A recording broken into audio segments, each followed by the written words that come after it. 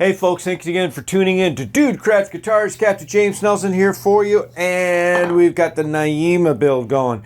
Now, I realized after watching the last video that there's some footage that I left out, so we're going to roll that here very shortly, and you'll see how we attack this nut. It's spacer nut, because as you can see it's a 0 fret, and how we did some carving. So basic, basic stuff.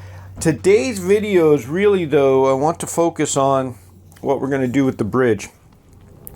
Now, it was brought up in previous videos from some viewers that it wouldn't be prudent to use a prefab bridge, even though every other electric guitar that I've ever made, yeah, I think everyone, I've used a prefab bridge, usually Hipshot, Goto.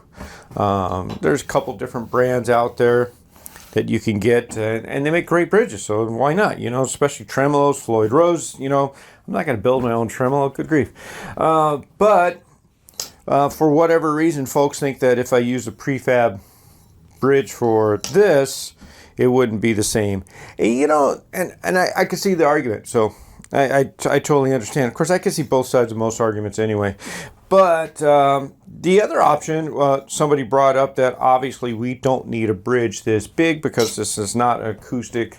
So we're not going to need to do that because of the way this is made. So we can go something much smaller. Now it's been brought up that I can actually use and adapt that. That's an option. And then the other option, of course, is just start fresh, start all new. Watch the footage, enjoy.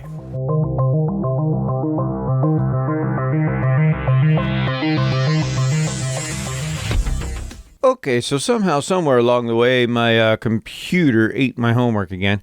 But I did get the footage of this part. So I glued the ambrosia maple on here, kind of make it like a little headpiece. But moreover, as many of you know, that I like 0 frets. So what I'm doing here is instead of applying a nut later, spacer nut, what I'm actually doing is building it right in. So we've got a nice little headpiece that makes that transition from fretboard to neck real nice and smooth and purdy.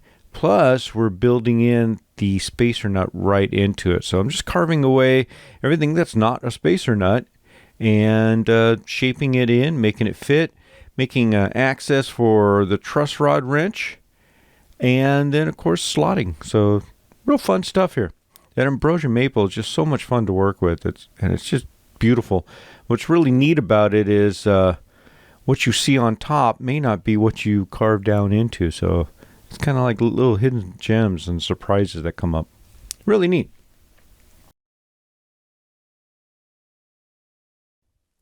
And because there's no prefab, pre-slotted anything here, I'm actually having to use my nut slot calculator, which is really cool. It's a really neat tool. If you don't have one of these, get one.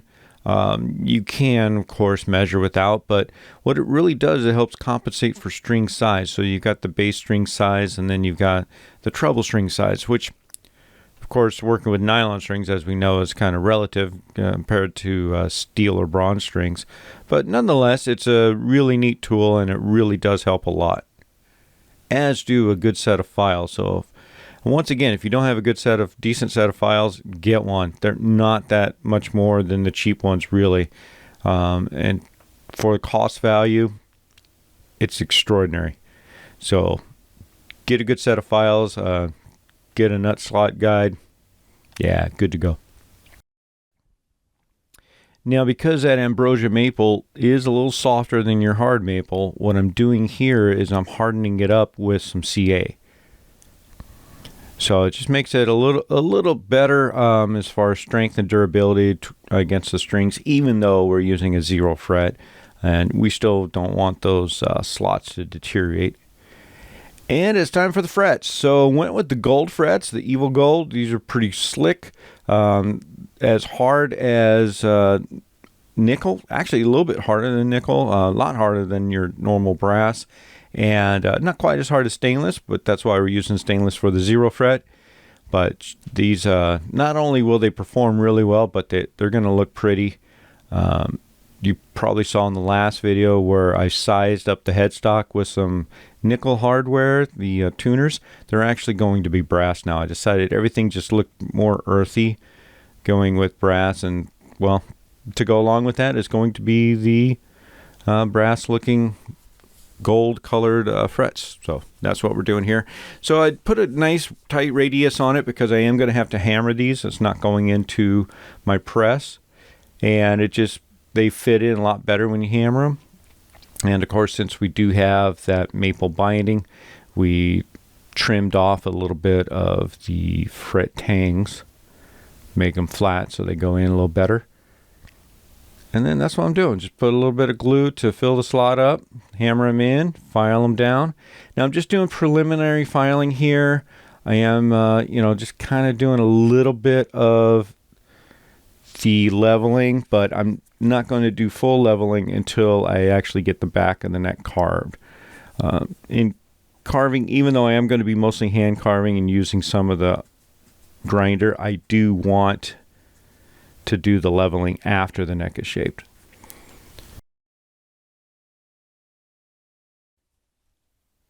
There you have it. Isn't that pretty? Now let's get onto that bridge.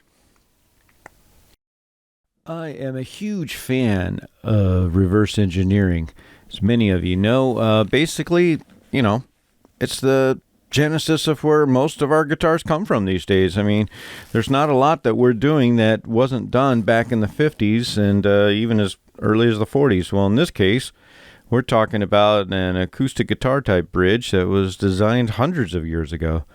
But I'm kind of adapting it. I'm not making it as big as acoustic guitar bridge, but a lot of the premise of it's going to be the same. You're still going to have the strings wrap around and tie into a nice little knot in the back and come up over from the bridge position into the saddle and, along the neck. What else is there? You got a bridge, you got tuning pegs, you got a nut, a neck. It's all basically the same stuff that we've been doing for hundreds of years with the lute type instrument. Yeah, just making sure things are centered, because I think that's important. What do you think? Also, let me know what you think of this. I mean, do you prefer the voiceover type narrations? Do you prefer subtitles? Do you like both? Do you want me to just shut up and play some music? Do you not like the crappy music that I play? Let me know. I'll take it. I'll take it on the chin. Still trying to grow this channel, and I appreciate all of those of you who put up with every 15 minutes as we go. And, what can I say? Just doing my thing. Trying to hopefully entertain, maybe educate, and show the process behind the guitars that I make. Let me know what you think of all that. I appreciate it.